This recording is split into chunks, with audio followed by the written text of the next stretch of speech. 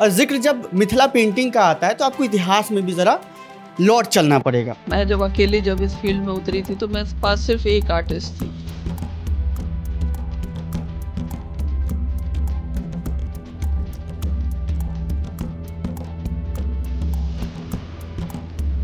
मायन काल से ये मिथिला पेंटिंग चला आ रहा है।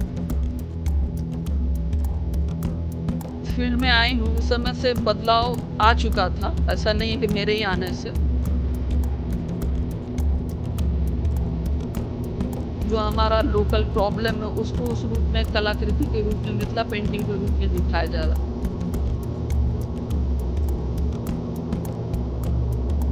मोदी जी को हम लोगों ने दुपट्टा बना के दिया था।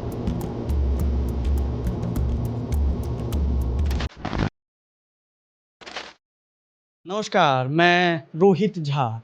विट्टी चोखा की चुनाव यात्रा मिथिला पहुंच चुकी है और जब जिक्र मिथिला का उभरता है तो जिक्र मिथिला पेंटिंग का भी आना चाहिए। जिक्र आना चाहिए कि एक मिथिला पेंटिंग कैसे बिहार से निकल करके जो है पूरे विश्व में उसका विस्तार हो चुका है। बाहर देशों में जो है इसकी काफ़ी पहुंच बढ़ चुकी है, विस्तार भी हो चुका है। और जिक्र जब मिथिला पेंटिंग का आता है तो आपको इतिहास में भी ज़रा लौट चलना पड़ेगा।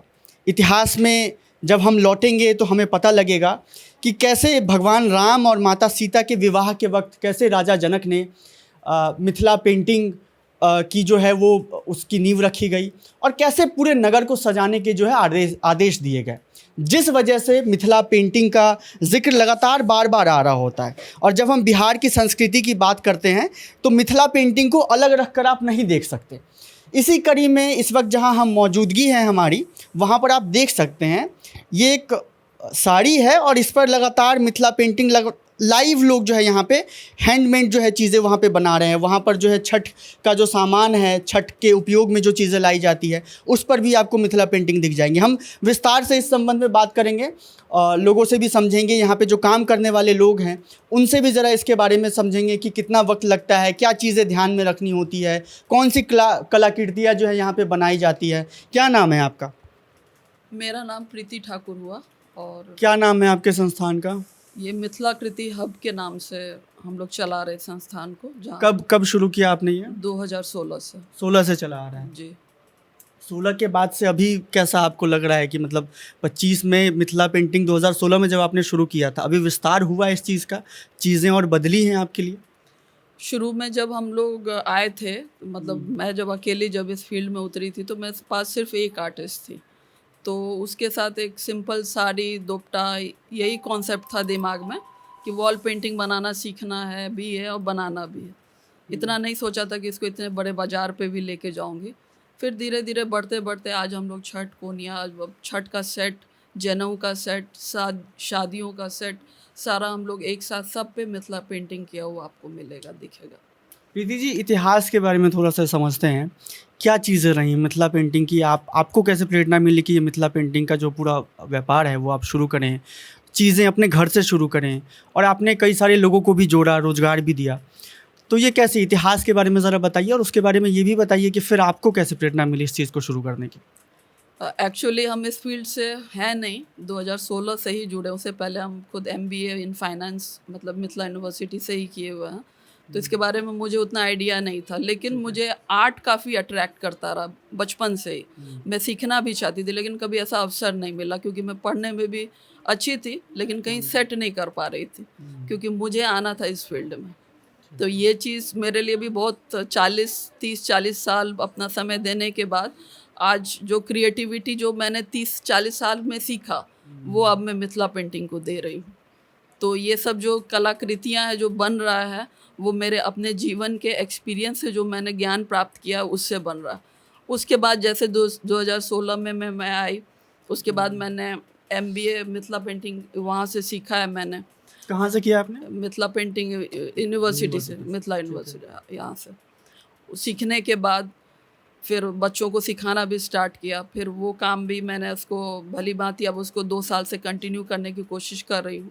और जहाँ तक यहाँ का आपका हिस्ट्री की बात है, तो रामायण काल से ही ये मिथिला पेंटिंग चला आ रहा है।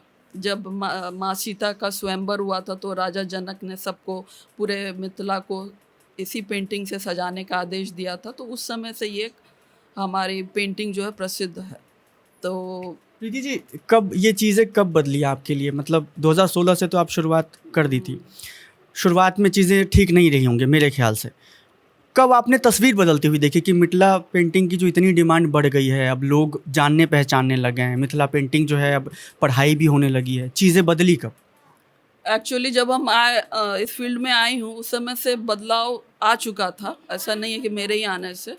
जो सोचने की प्रक्रिया है वो आज भी बहुत अच्छे लेवल पे है। उसमें लोग अच्छे-अच्छे आप अभी तक तो हम लोग बहुत सारा जहाँ पे पेंटिंग को एग्ज़िबिशन वग़ैरह लगता है, तो जब हम वहाँ जा कर के देखते हैं, जैसे बिहार म्यूज़ियम में हम लोग गए थे, वहाँ भी हम लोगों ने देखा कि जो कलाकृतियाँ हैं वो अब नए रूप में आ रही हैं। जो हमारा लोकल प्रॉब्लम है उसको उस रूप में कलाकृति के रूप में, मिथिला पेंटिंग के रूप में दिखाया जा रहा है। सीता जी को, हमारे मातृशक्ति को, शक्ति रूप को एक नए तरीके से प्रस्तुत किया जा रहा है। प्रीति जी, चलिए ना चलते-चलते बात करते हैं। साथ में आप कुछ चीज़ें भी दिखाइए मुझे कि पहले तो पौराणिक कथाओं की अगर बात करें तो पहले दीवारों पे ही ये हाँ। पेंटिंग होती थी ज़्यादातर, सिर्फ मिट्टी वही। के घरों में, दीवारों में सजाने के लिए। लेकिन अभी तस्वीरें बदल गई हैं। अभी साड़ियों पे भी हो रहा है, पर्व त्योहारों का जो उपयोग करने वाले जो सामान होते हैं उस पे भी हो रहा है, जो सजाने की जो तमाम चीज़ें हैं उस पे भी हो रहा है। तो आप क्या-क्या चीज़ें बना रही हैं अभी इस वक़्त? वो प दिखाएँ ज़रा हमें, हाँ, कैमरे पे भी दिखाएँ। मैं तो सबसे जो भी लोग हैं, जो भी महिलाएँ इस फील्ड से जुड़ी हुई हैं, सबको यही कहूँगी कि आप पर्व त्योहार से पहले ही 1-2 महीना पहले ही सब कुछ प्रिपेयर करके ज़रूर रखें। क्योंकि जब सीज़न आता है तो आपका हर सामान बिक जाएगा। तो मिथिला पेंटिंग सीखने का एक बहुत बड़ा प्लस पॉइंट ये भी है कि आप जैसे छठ, दिवाली का सीज़न, हमारा कोई ऐसा था नहीं कि हम इतने, पिछले साल हम लोगों ने सूप कोनिया 200-250 पीस, नारियल, ये सब हम लोगों ने रांची भेजा था। तो ये है कि आप अगर मेहनत करो ईमानदारी के साथ और आप प्रिपरेशन करके रखो पहले से, तो आपका ज़रूर सेल आउट होता है। तो जैसे हम लोग, आप देखिए यहाँ पे प्रीति जी, ये भी थोड़ा समझना चाहता हूँ मैं कि कौन सी आकृतियाँ बनाई जाती है?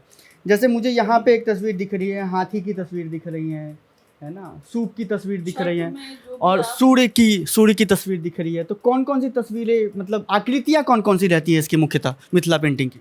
छठ में जो आप जो इमेजिन करते हैं, जो आप लाइवली देख रहे हैं, आप सूर्य भगवान की पूजा करते हैं, अस्त उदय दोनों के वक्त का रहता है, तो ये सूर्य का तो जरूर ही एक उस आकृति रहती है। हाथी है, आपका कोनिया है, डगरा है, हम जिस रूप में, केला का घौर है, नारियल है, ये सारी चीज़ को मिला करके जो चीज़ हम लोग उसको उस तरीके से डिज़ाइन बना के उसको प्रेजेंट करने की कोशिश करते हैं। अब जैसे ये साड़ी अलग आपकी बन रही है, एक येलो वाली साड़ी है, उसमें फिर हम लोगों ने कुछ चेंज कर दिया है। कितना वक़्त लग जाता है एक पूरे साड़ी को हाथ से पेंट करने में? चूँकि मेरे पास आर्टिस्ट हैं, तो हम 4 से 5 दिन में एक 4 साड़ी, से 5 दिन लग में, जाते हैं। हाँ, कितने आर्टिस्ट अगर एक साड़ी पे काम करें तो 4 से 5 दिन में बन जाते हैं? 4 से 5। 4 से 5। हाँ, आर्टिस्ट को लगाना पड़ेगा कि 4-5 दिन में वो ख़त्म हो जाए। आपका क्या नाम है? मेरा नाम साक्षी ठाकुर है, मैं दरभंगा लहरियासराय से हूँ। साक्षी जी, आप कब से काम कर रही हैं मिथिला पेंटिंग पर?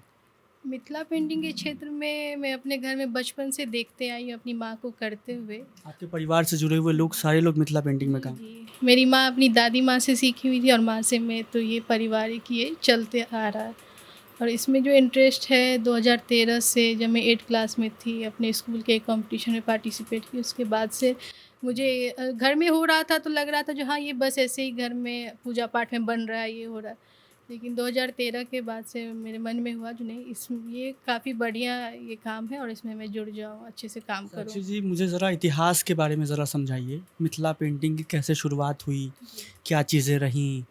और ये भी बताइए कि अभी कैसे इसका विस्तार हुआ?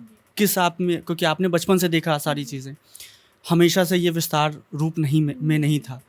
कब आपने देखा, आपको लगा कि नहीं मिथिला पेंटिंग की पहचान जो है अब जो है ग्लोबली हो चुकी है?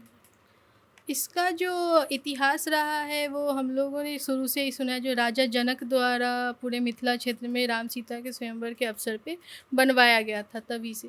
लेकिन जैसा हम लोगों ने पढ़ा है और सुना है, जो 1934 में भूकंप आने के बाद कुछ विदेशी आए हुए थे जिन्हें वो मिथिला पेंटिंग का कुछ टुकड़ा मिला था जो वो फ्रांस लेके गए थे। उसके बाद इसका थोड़ा सा बाहर पैमाने पे 1970 में सीता देवी के द्वारा इसे और उभारा गया।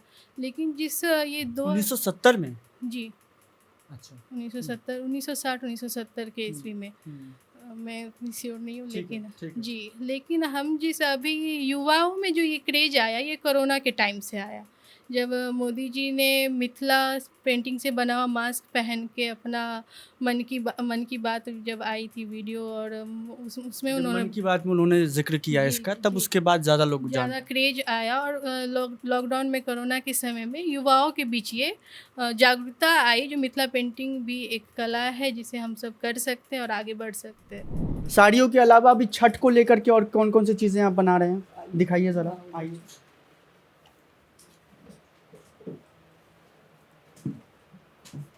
ये देखिए, ये सब भी हाथ से पेंट? हाँ, ये आपका शंख है बना हुआ। अच्छा। शंख भी बहुत शुभ माना जाता है मिथिला पेंटिंग। नारियल पे भी पेंट किया हुआ है आपने? जी, जी। ये नारियल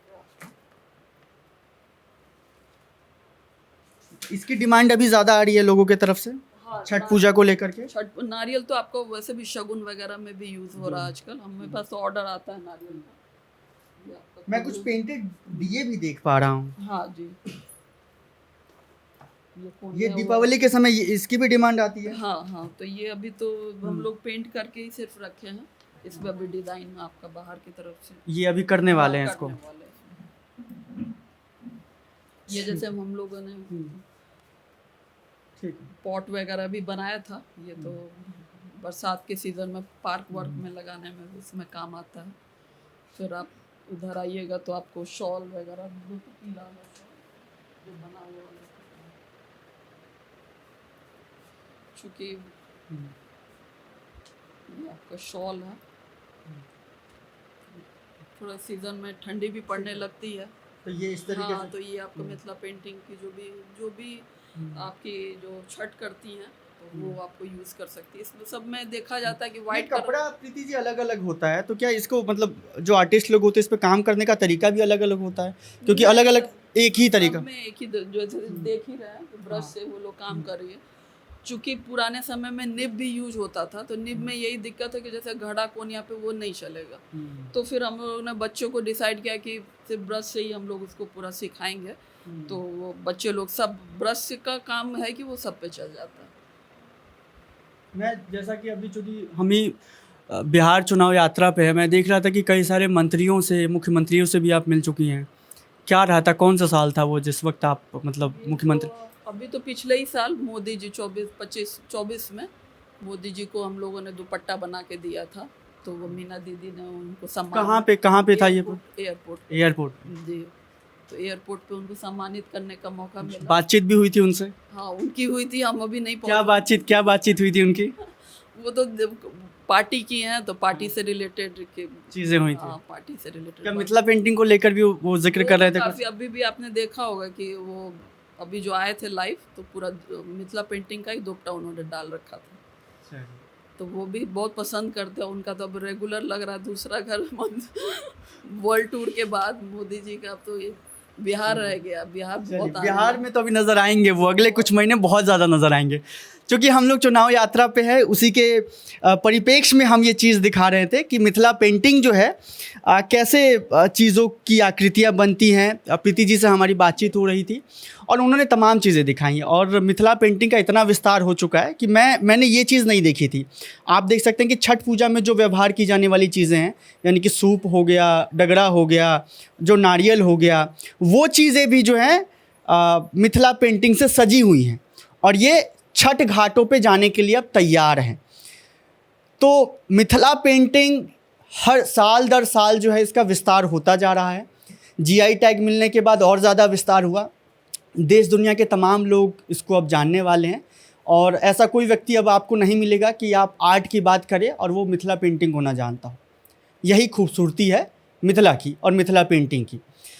हम आगे बढ़ेंगे। कैमरे के पीछे रवि रावत, मैं रोहित झा। विट्टी चोखा की चुनाव यात्रा जारी है। हम बिहार की हर तस्वीर आप तक पहुंचा रहे हैं। बने रहिए विट्टी चोखा के साथ। शुक्रिया।